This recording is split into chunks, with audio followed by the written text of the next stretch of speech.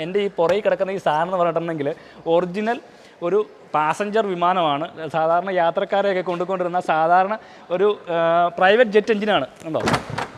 ആ സംഭവമാണ് നമ്മളിന്ന് റിവ്യൂ ചെയ്യാൻ കിട്ടിയേക്കുന്നത്. അപ്പോൾ നമുക്കിന്ന് ഇതിൻ്റെ കൂടുതൽ വിശേഷങ്ങളാണ്. ഇതിനെക്കുറിച്ച് പറയുന്നതിന് മുമ്പായിട്ട് നമ്മളിപ്പോൾ നിൽക്കുന്നതെന്ന് പറഞ്ഞിട്ടുണ്ടെങ്കിൽ Toms engineering college and polytechnic മറ്റക്കരയാണ്. ഞാൻ അഭിമാന പുരസ്കാരം പറഞ്ഞു. ഞാൻ ജിഷ്ണു മറ്റക്കര എന്ന് എപ്പോഴും പറഞ്ഞുകൊണ്ടിരിക്കുന്ന ആ മറ്റക്കരയിലുള്ള അല്ലെങ്കിൽ ആ മറ്റക്കരയിലുള്ള എഞ്ചിനീയറിംഗ് കോളേജാണ്. നമുക്ക് ശരിക്കും അഭിമാനമുണ്ട്. ശരിക്കും കുട്ടികൾക്ക് പഠിക്കാൻ വേണ്ടിയിട്ട് 3-4 വിമാനങ്ങൾ, എയ്റോപ്ലെയിൻ, ജെറ്റ് എഞ്ചിൻ അങ്ങനെ എല്ലാം കൊണ്ടിട്ടേക്കുവാണ്. ശരിക്കും സ്റ്റഡി പർപ്പസിന് വേണ്ടി മാത്രമായിട്ട് ശരിക്കും കൊണ്ടിട്ടേക്കുന്ന ഒരു പ്രതിഭാസമാണ്. ശരിക്കും പറഞ്ഞാൽ ഈ കാശുണ്ടായിരുന്നെങ്കിൽ 2-3 റോൾസ് റോയ്സ് മേടിക്കായിരുന്നു എന്നുള്ളത് തോന്നും. കാര്യം കോടികൾ വിലയുള്ള സാധനങ്ങളാണ്.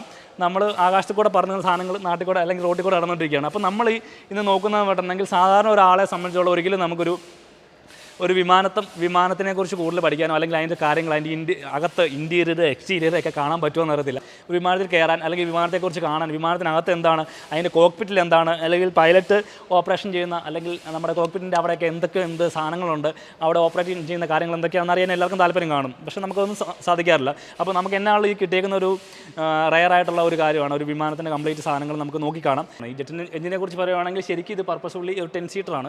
10 സീറ്റർ എന്ന് പറഞ്ഞിട്ടുണ്ടെങ്കിൽ ഫ്രണ്ടിൽ 2 ആൾക്കാർ, ബാക്കിൽ 8 പാസഞ്ചേഴ്സും പിന്നെ 2 പൈലറ്റ് കോപ്പൈലറ്റൊക്കെ ഇരിക്കാൻ പറ്റിയ ഒരു എഞ്ചിനാണ്. ശരിക്കും പറഞ്ഞാൽ ഇത് യൂസ് ചെയ്തുകൊണ്ടിരുന്നത് പറഞ്ഞിട്ടുണ്ടെങ്കിൽ സാധാരണഗതിയിൽ നമ്മൾ സാധാരണ ജെറ്റ് എഞ്ചിൻ്റെയൊക്കെ യൂസ് ചെയ്യുന്നത് പറഞ്ഞാൽ പ്രൈവറ്റ് ആയിട്ട് ഉപയോഗിക്കുന്നതായിരിക്കും. Private jet എഞ്ചിനായിരിക്കും. 10 ആൾക്കാർക്ക് പോകാനുള്ളതാണ്. ശരിക്കും ഇതിൻ്റെ ഫോർമേഷൻ എന്ന് പറഞ്ഞിട്ടുണ്ടെങ്കിൽ ഒരു എല്ലാ ജെറ്റ് എഞ്ചിനും ഒരു ലൈഫ് സ്പാൻ ഉണ്ട്. അതിൻ്റെ എഞ്ചിന് ഒരു ലൈഫ് സ്പാൻ ഉണ്ട്. ആ ലൈഫ് സ്പാൻ കഴിഞ്ഞിട്ടുണ്ടെങ്കിൽ ഇപ്പോൾ 1000-1500 മണിക്കൂർ അല്ലെങ്കിൽ അതിൻ്റെ ഒരു നോംസ് ക്ലിയർ ചെയ്യുന്ന ഒരു ലൈഫ് സ്പാൻ ഉണ്ട്. ആ ലൈഫ് സ്പാൻ കഴിഞ്ഞിട്ടുണ്ടെങ്കിൽ നമുക്ക് യാത്രാ പർപ്പസിനല്ല, അത് കഴിഞ്ഞ് ആ ജെറ്റ് എഞ്ചിന് ഒരു ഇത്ര ലൈഫ് സ്പാനും കൂടെ നമുക്ക് കാർഗോ ആയിട്ട് ഉപയോഗിക്കാം. അപ്പം ഈ ജെറ്റ് എഞ്ചിൻ തന്നെ നമുക്ക് വീണ്ടും കാർഗോ ആയിട്ട് കൺവേർട്ട് ചെയ്യും.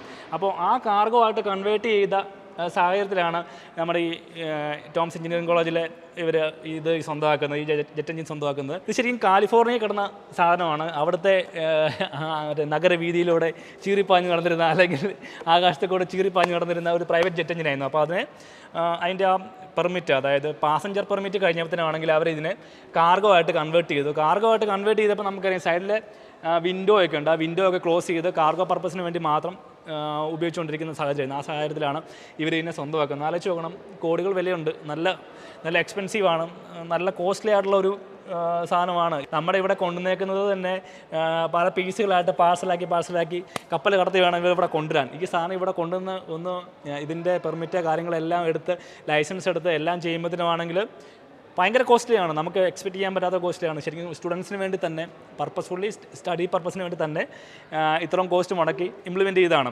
അപ്പം ഞാൻ പറഞ്ഞില്ല, ഞാൻ മറ്റക്കരക്കാരനായതുകൊണ്ട് ഞാനൊരു അഭിമാനം കൊള്ളുന്ന ഒരു കാര്യം കൂടിയാണ്.